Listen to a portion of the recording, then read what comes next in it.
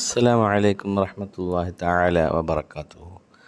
ഒരാൾക്ക് ളുഹർ നിസ്കാരം നഷ്ടപ്പെട്ടു.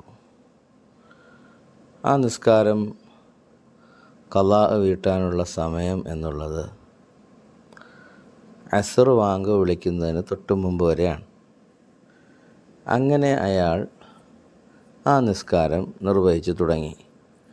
ഒരു റക്അത്ത് പൂർത്തിയായതിനു ശേഷം, അതായത് രണ്ടാമത്തെ റക്അത്തിലേക്ക് എഴുന്നേറ്റ് നിന്ന് അനക്കമടങ്ങിയതിന് ശേഷം അസറിൻ്റെ വാങ്ക് കൊടുക്കുന്നു എങ്കിൽ അയാളുടെ നിസ്കാരം അദാ ആണ്. എന്നാൽ ഒരു റക്അത്തിന് താഴെ സംഭവിച്ചു, അതായത് രണ്ടാമത്തെ റക്അത്തിൽ എഴുന്നേറ്റ് നിന്ന് അനക്കമടങ്ങുന്നതിന് മുമ്പ് അയാൾക്ക് അസറിൻ്റെ വാങ്ക് വിളി കേൾക്കാൻ സാധിച്ചു, എന്നാൽ അയാളുടെ നിസ്കാരം ഖളാ ആണ്.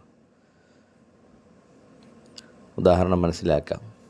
ഒരു റക്അത്തിന് താഴെയും ഒരു റക്അത്തിന് മുകളിലും എന്നീ രണ്ട് രീതികളിലാണ് നിസ്കാരം അദാ ഖളാ എന്ന് നിശ്ചയിക്കുന്നത്.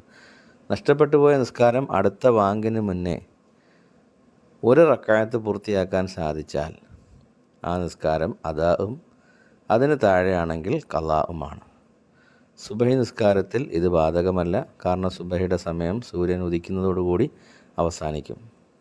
ബാക്കിയുള്ള എല്ലാ നിസ്കാരങ്ങളുടെ സമയങ്ങളും ളുഹർ അസർ വരെയും, അസർ മഗ്രിബ് വരെയും, മഗ്രിബ് ഇശാ വരെയും നമുക്ക് ഖളാ വീട്ടാവുന്നതാണ്.